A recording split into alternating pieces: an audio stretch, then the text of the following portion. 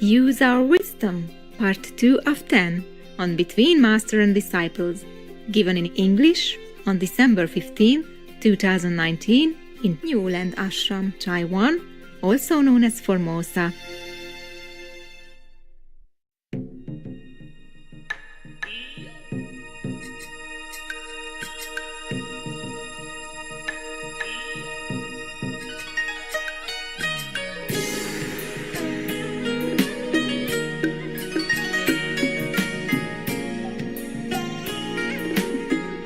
There was a former vice president of Taiwan. She came to visit me again just a few days ago, last week. Yeah, I think it was Saturday last week, yeah.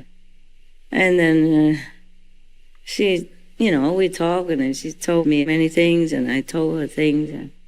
And she said, people should do this, do that, all the other organizations, they're planning to build this, build that, like temple stuff. So we don't build anything anymore.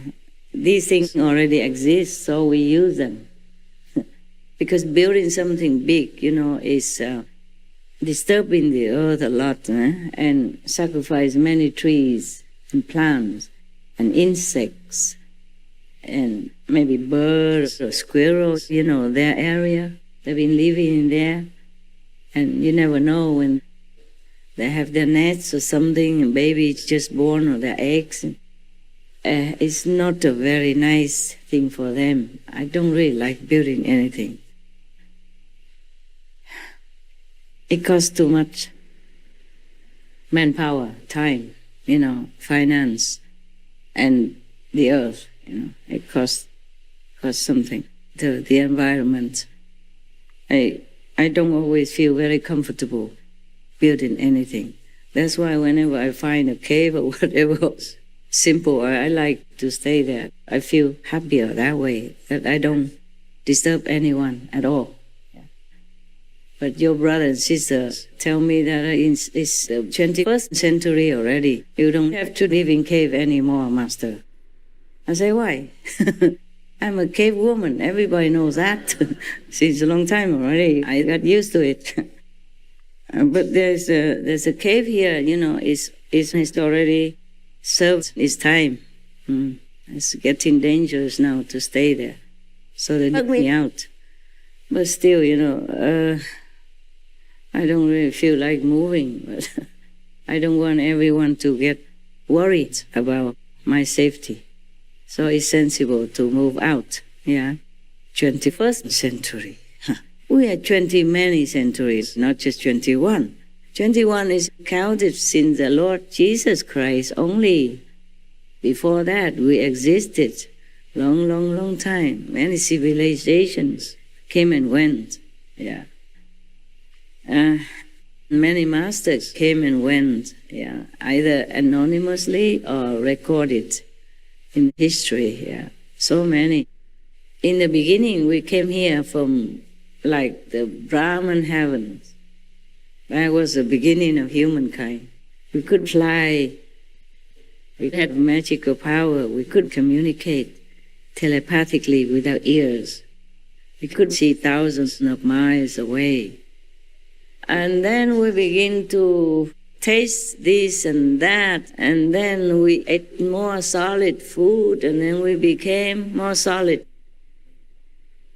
That's why we cannot fly. And then we even begin to eat raw meat, kill other beings, lesser beings to eat. And then after that, we discovered fire, and then we ate more because it maybe tastes better, and then we discovered other plants combined with the meat and so on and so forth. And then our body became coarser and coarser and heavier and heavier, and our mind also became clouded. Our soul, because it's connected with the mind and the body, also feels dragged down. And that's the result of us, the way we look, the way we behave right now. And then, because we like to eat more and more, We begin to fight with each other for food. And then we need houses because the body became weaker. The immune system used to be more refined, more holy, more wholesome, became weaker and weaker with each generation, with each day. That passed because we ate too many different things and animals and stuff. And then we had to fight with each other for survival. And then we needed governments to regulate the laws, or to make the rules. And then we need the police to keep the rules. And then the ones who don't understand the rules are thrown in prison and get angry, come out and revolt, etc., and more karma all the time. So even now, after initiation, we still have the karma. Even though the Maya is gone, the karma is already there. It cannot disentangle from the body, because it's like tearing your flesh to squeeze out the blood, or try to squeeze out the blood out of your flesh, something like that. It would be horribly painful. Physically speaking, or even spiritually speaking, it's impossible. You can stretch out, baby. Stretch it out. Oh, I show you how. Huh? I cannot. Yeah. Stretch it out. What is? Yeah. Oh. Nah, I give him the key. I forgot. I forgot that they came back, so we locked the house. Can you please give it to him, to the person who gave you the note? Thank you. Tell him not one key missing, huh? Just joking. I can trust them. If they like to take my dress, then I will have excuse not to wear it anymore. It would be nice. That's the only valuable thing there. I don't think they want to. Then they will talk like the sisters. Sometimes they come to my house and help me to clean the house, when I don't have a lot of time. Or when I need the muscle to move some furniture. And then they wear the gown, and the gloves and all that, and the hats. Those kind of hats for cooking, so the hair doesn't go out.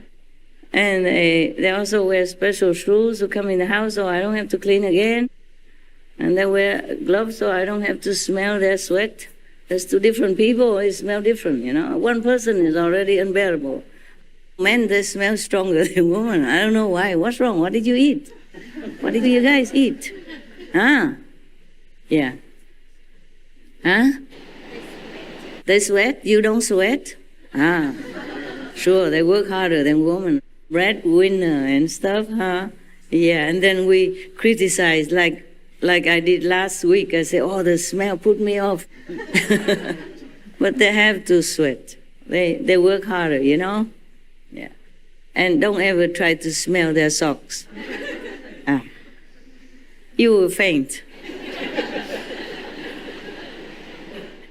Normally they come to my house, they wear slippers to come in, but their socks still on.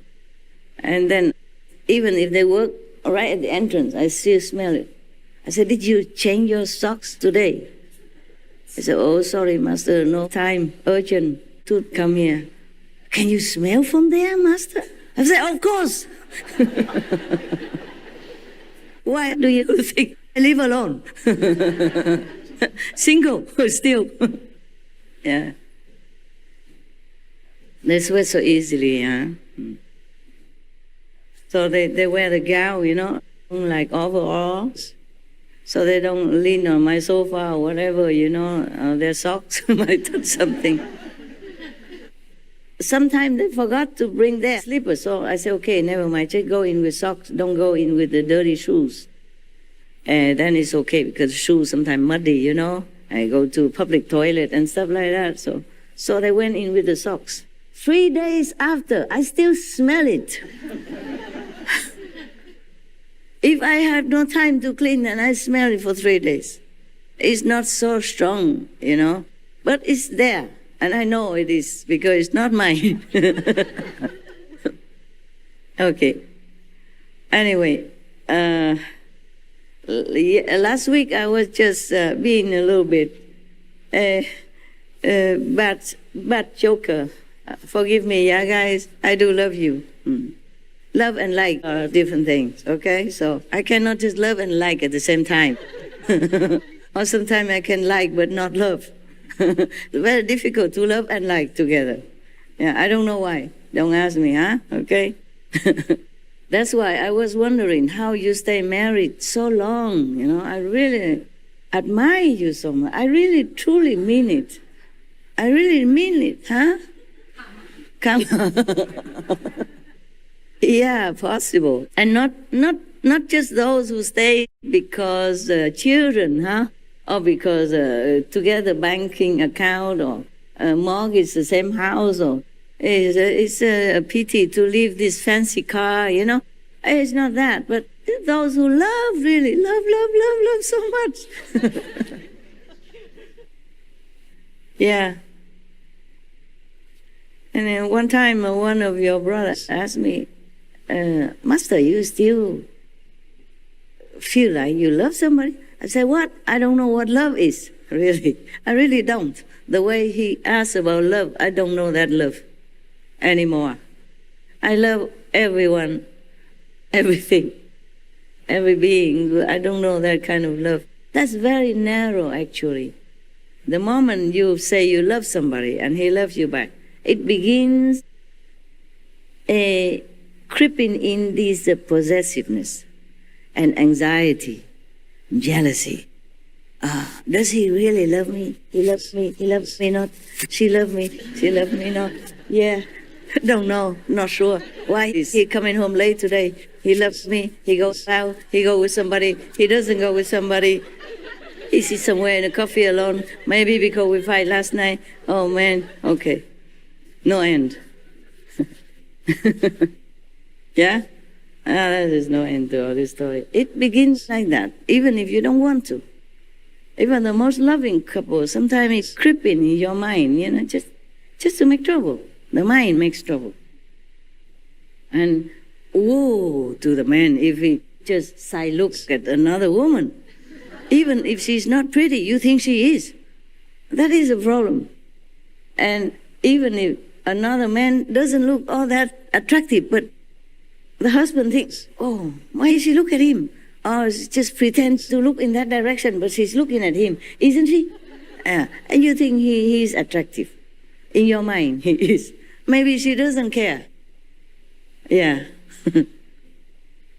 Many times I talk to people outside, the married couples. They really value each other, Not that everybody just goes out and always sidetrack and looking at other women or desiring the other person. It's not really like that. They really like and love each other. And it's a happy thing.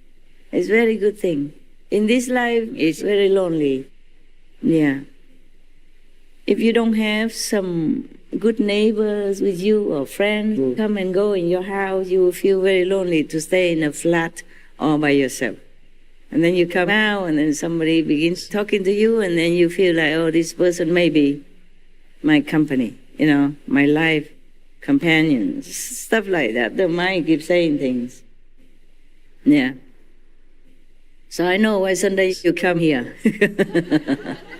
Maybe nobody come and talks to you. Nah, no need, right? And now you have a lot of friends. So come back to the story.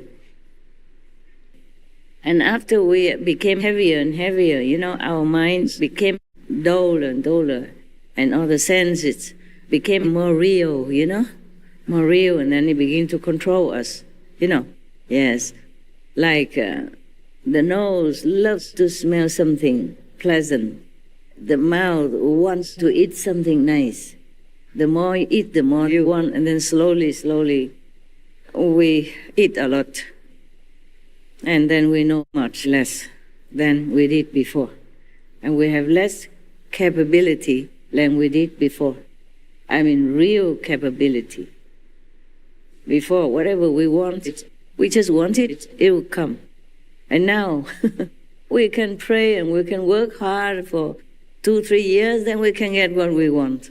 With mortgage, even. Thank you so much. And then work hard again to pay interest. And if you lose your job, you know. In some countries, you could become homeless, just like that, overnight. And you lose your house, you lose everything, because everything is on loan, or at least half loan, not paid completely. When I was in America, I saw many people, they advertise in the newspaper or something, please come take my house. If you can afford to pay so much per month, please come. It's free for you. Just continue to pay. I cannot afford. Is that true, right, brothers? Yeah, I feel so sour in my heart. My God, they work so hard. They pay already halfway or 2/3 already. But if they could not continue, then the bank take over, or whomever. I thought, my God, it should not happen like this, especially in America. We, in many countries, have the idea that America is a very rich country, very secure for everyone. But it isn't always like that. When it comes to recession time, they call it, or something like that, people just lose jobs and they don't have enough money even to take care of any other things except for themselves. And the whole family sometimes moves to some charitable shelter or something.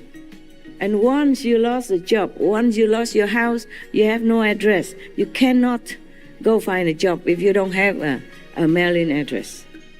One thing leads to another.